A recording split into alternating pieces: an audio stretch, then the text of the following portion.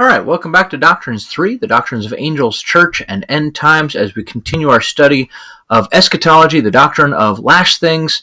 I want to talk about the resurrections before we get into the New Jerusalem and the Lake of Fire.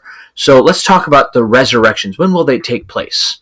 First of all, contrary to popular ideas, there will not be one general resurrection day when all will be resurrected together. Though there's talked about the resurrection as one concept, just like the advent of Christ is separated. It's one concept, but separated into several events. His first advent, his second advent, and then second advent is divided into his coming for the church and then his coming with the church.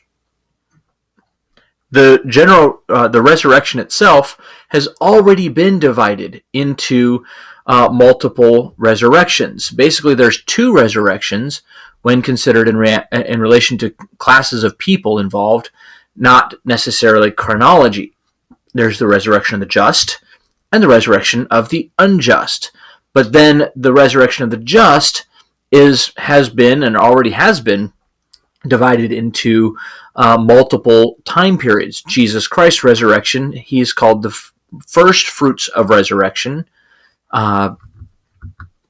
Between the death of the body and the resurrection, both the righteous and the wicked exist in a conscious state. We've seen that already when talking about death. Both those believers are in the presence of the Lord. Those unbelievers are in conscious torment in Hades.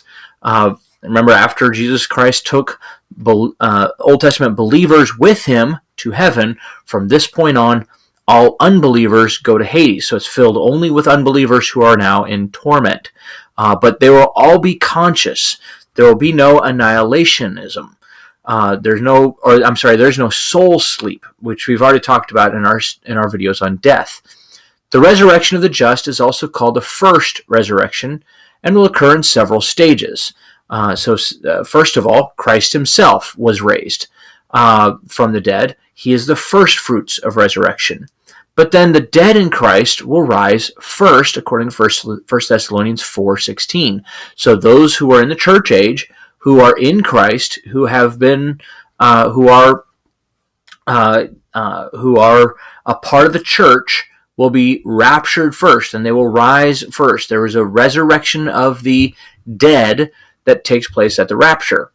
Then the church, of course, those who are alive and remain, we will be changed, for we will see him like he is. We will be in the blink of an eye.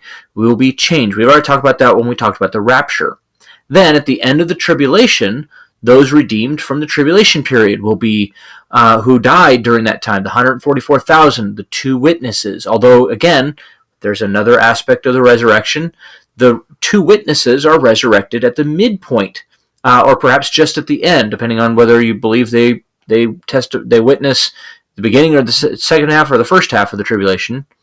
The two witnesses are raised. Then the rest of the tribulation saints will be raised at the end of the tribulation, before the millennial kingdom. All right. The redeemed of the Old Testament times will also be part of the resurrection of the just. However, expositors are divided over when they will be raised. Will they be raised when the church saints are raised? Are they considered part of the dead in Christ? That's possible. Most expositors believe that the Old Testament saints will be raised at the same time as the church age saints, and they will be a part of the rapture. However, others believe, because it says the dead in Christ, and they're not necessarily in Christ. They're not. Those phrases are used particularly of the church itself in the book of Ephesians. So some believe that it will occur at the second coming, when the tribulation saints are raised. There it says, and the rest are raised, that they're part of the rest, whoever that is. That the Old Testament saints are raised then. However, there are others who hold, and I'm one of them, that the Old Testament saints their resurrection will occur at the end of the millennial kingdom. that at the time of the resurrection of the unjust. Daniel chapter 12, verse 2 is the verse that we look to that says the resurrection will take place. And that resurrection that's spoken of in Daniel chapter 12 is the resurrection that takes place just before the great white throne, which we've already discussed. That resurrection includes both the resurrection of the just and the unjust at the same time. So it's entirely likely that the Old Testament saints will not be raised until that time. This really feeds into the question about David we talked about in the millennial kingdom. Will David reign in Jerusalem himself, or will Jesus reign in his stead? And if you think about how that works, how can David and Jesus both reign at the same time? How can you have a father and son both reigning at the same time? That's not what's talked about. And of course, you have all of the other good kings between Solomon and Josiah and Hezekiah and all of that. But the question there is, if the Old Testament saints don't raise until after the millennial kingdom is over, then that would solve that problem. But again, here, all three of these are possible. The Bible is not really clear on this. It's just that Daniel chapter 12 is indicated as the final resurrection of the just and unjust together. It would make sense that there would then be some just in order to be raised at the end. What about the resurrection of the unjust? Well, all of them will be raised just prior to the great white throne, and then they will be promptly cast into the lake of fire.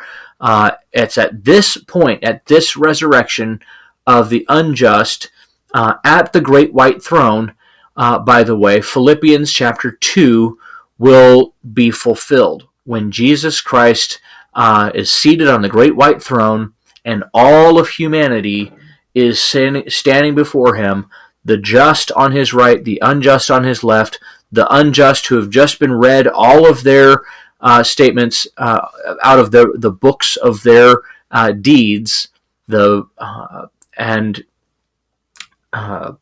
at that moment, then, and of course, then all mouths will be closed. Of course, again, is another statement out of the book of Romans, that all mouths will be closed in the judgment. They won't have anything to say back. They won't have anything to return. They won't have any yeah buts.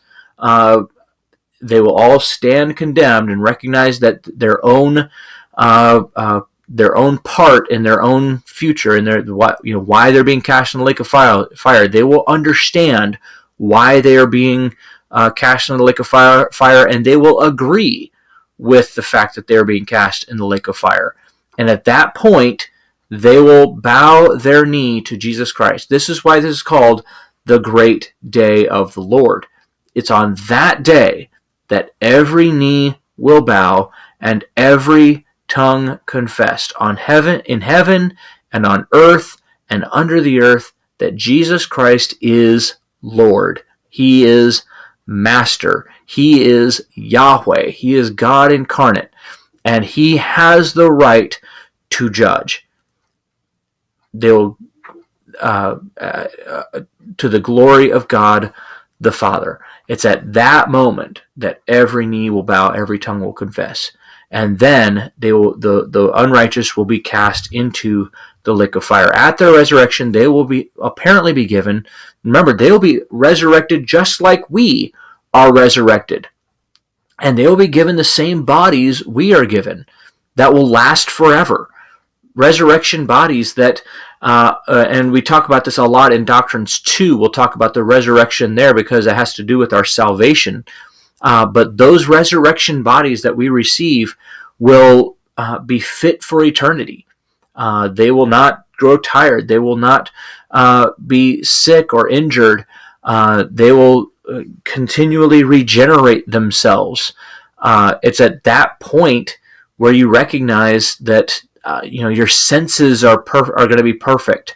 You will smell all smells perfectly. You will see all sights perfectly. You will hear all sounds perfectly. And to us going into the New Jerusalem, that sounds great. But to those going into the lake of fire, where their fire shall never be quenched and their worm shall never die. It's recognized that that will just simply add to their torment and their torture, because they will never rest. They will never grow weary. They won't have a time out. And for all eternity, without rest, without vacation, they will suffer for all of the things that they did against God in this life. That's all we have for the resurrections, and we'll go into the lake of fire next.